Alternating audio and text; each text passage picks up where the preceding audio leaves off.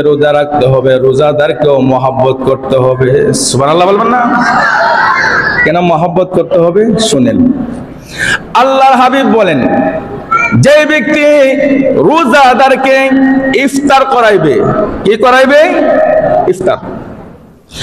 যে ব্যক্তি রোজাদারকে ইফতার করাইবে, আমার আল্লাহ সুবহানাহু ওয়া তাআলা তার জিন্দেগানের গুনাহগুলি ক্ষমা করে দিবেন। রাসূল বয়ান করতেছেন, তার জিন্দেগানের গুনাহগুলি ক্ষমা করে দিবেন।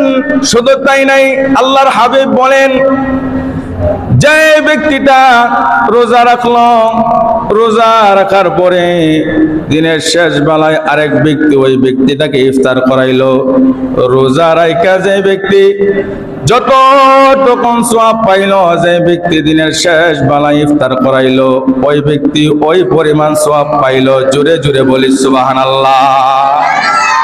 একটা মুসলমান রোজা রেখে সারা দিন যে পরিমাণ সওয়াব পাবে, ওই রোজাদারকে যদি কোনো ব্যক্তি ইফতার করায়, ওই পরিমাণ সওয়াব আল্লাহ সুবহানাহু ওয়া তাআলা তাদের আমল নামার মধ্যে দান করবে। একটু জোরে বলেন সুবহান। এই বয়ান যখন আল্লাহর হাবিব করলেন, এক সাহাবী ডাক দিয়ে বলেন, ইয়া রাসূলুল্লাহ, ইয়া হাবিবাল্লাহ, নবী গো, ও মায়ার নবী, জানতে চাই। আল্লাহর হাবিব বলেন, কি জানতে চাও? সাহাবী ডাক দিয়ে বলেন, ইয়া রাসূলুল্লাহ, আমাদের মধ্যে তো অনেকেরই একটা রোজাদারকে ইফতার করার মতন কোনো সাধ্য নাই, সামর্থ্য নাই, ভালো কোনো খাবার অনেকের কাছে নাই। এখন আমরা কিভাবে এই সওয়াবের অধিকারী হব? আল্লাহর হাবিব বর্ণনা করেন, সাহাবীরা শোনো, আমার উম্মতরা শোনো, কোন ব্যক্তি যদি কোন রোজাদারকে এক গ্লাস দুধ অথবা এক গ্লাস পানি অথবা একটা খেজুর দ্বারা ইফতার করায়, এই পরিমাণ সওয়াব আল্লাহ সুবহানাহু ওয়া তাআলা তার আমল নামার মধ্যে দিয়ে দিবে। জোরে জোরে বলি সুবহানাল্লাহ। বলেন না আল্লাহু আকবার।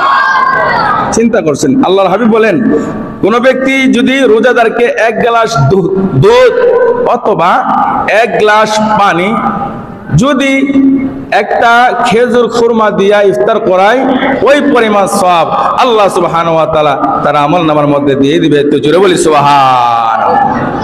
আল্লাহর হাবিব বলেন, কোন ব্যক্তি যদি কোন রোজাদারকে পেট ভরে খাবার খাওয়ায়, আল্লাহ সুবহানাহু ওয়া তাআলা তার পিছনের যত প্রকারের গুনাহ আছে ক্ষমা করে দিবেন। জোরে বলি সুবহান। এই জন্য রোজাদারকে ইফতার করাইলে গুনাহ না সওয়াব? জোরে বলেন, গুনাহ না সওয়াব? আমাদের গাউসিয়া জামে মসজিদে প্রতিদিন কিন্তু একজন দুইজন করে ইফতার দিতেছেন। এটা কিন্তু একটা ভালো একটা লক্ষণ। আলহামদুলিল্লাহ বলবেন না? এই জন্য চেষ্টা করতে হবে একটা রোজাদারকে ইফতার করানোর জন্য, তার সাথে ভালো ব্যবহার দেখানোর জন্য।